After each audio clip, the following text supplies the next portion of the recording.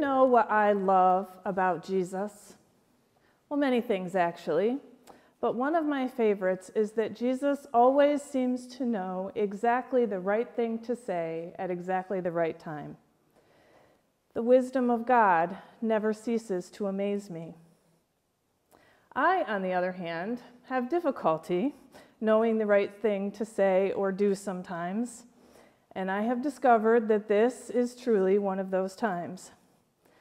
This sermon was incredibly difficult to prepare.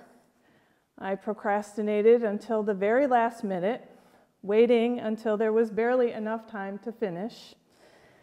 The problem is, my human heart finds it difficult to say goodbye, especially to people that I love.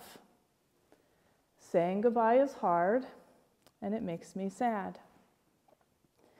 But even on a good day, saying goodbye is difficult for me. It's actually kind of a running family joke. Sometimes it takes a very long time for my sister and I to end a phone conversation with one another, because it seems like the longest part of the conversation is the two of us going back and forth and saying, well, I'm going to let you go now. Saying goodbye is hard, and especially on a day like today, my last day with all of you, it makes me very sad. So over the years, I've learned that when I am struggling, when I'm sad, when I'm particularly distressed about something, the best thing that I can do, the wisest thing for me to do, is to draw near to God, because I believe that when I do so, God will draw near to me. In God, I find hope. And sometimes, when I'm really feeling distressed, I find the wisdom of God showing up in the strangest of places. So actually, as I was preparing for my sermon today, I happened upon several heartwarming stories of strange and unusual animal adoptions. My discovery started with a cute story of a brand new mother cat, a barn cat in Ireland, that adopted 3 baby ducklings.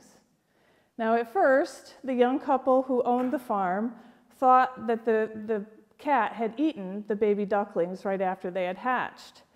But after searching for several hours, they found the baby ducklings huddled up with her 3 brand new kittens close to her belly. So despite the fact that they thought that she had actually eaten them, the ducklings were actually being breastfed along with her kittens. This was just one of these strange stories that I read, because I also discovered all kinds of interesting and odd and unusual animal adoptions. A tortoise that adopted a baby hippo, a gorilla that adopted a kitten, a Dalmatian that adopted a cute little spotted black and white lamb, a monkey and a wild boar, bunnies that were adopted by cats, other bunnies that were adopted by dogs, a baby squirrel that was adopted by a cat that actually the squirrel learned how to purr. But the story that I found the strangest and the most unusual was the story of a lioness who had recently lost her cub, who decided to adopt an antelope. It seems that God thinks of everything.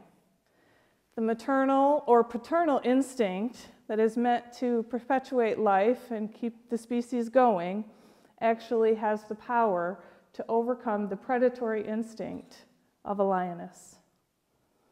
It's amazing stuff, and the wisdom of God never ceases to amaze me. Even in our gospel reading today, the wisdom of God shows up in places where we might least expect to find it. As you remember, Jesus is teaching about his death and resurrection, and his disciples respond to the lesson by arguing amongst each other about who is the greatest.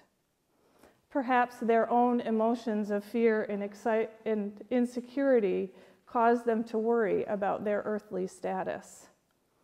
If I'm to be honest, I must admit that sometimes my own fears of fear and insecurity get in my way and get the best of me sometimes.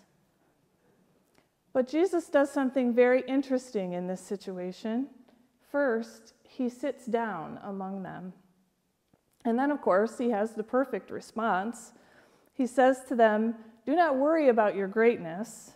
Do not let fear, worry, and ambition, or even your instincts for self-preservation, cause you to stray from the wisdom of God. Instead, dare to be vulnerable. Serve others. Remain teachable.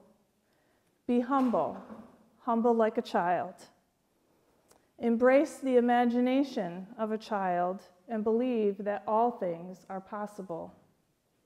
Children are a wellspring of hope. They have an innate faith in things that they cannot see or touch, and their hearts are endlessly expansive. Stay grounded in love, a love that emulates the unconditional love of a child and a parent. For this is the journey where humility finds greatness, vulnerability leads to powerful and merciful love, and the human heart becomes open to the wisdom of God. Once again, Jesus knows exactly the right thing to say at exactly the right time. Now that brings me back to you, my St. Mark's family. And I pray that I have found the right words to tell you how grateful that I am that this journey has led me on the path where I encountered you. It's obvious to me that all of you have been on this journey for a while. Time and time again during my walk with you, I have witnessed greatness born of humility and powerful and merciful love forged from the mold of vulnerability. There are so many things to thank you for, too many things to list. But most of all, I want to thank you for daring me to be vulnerable.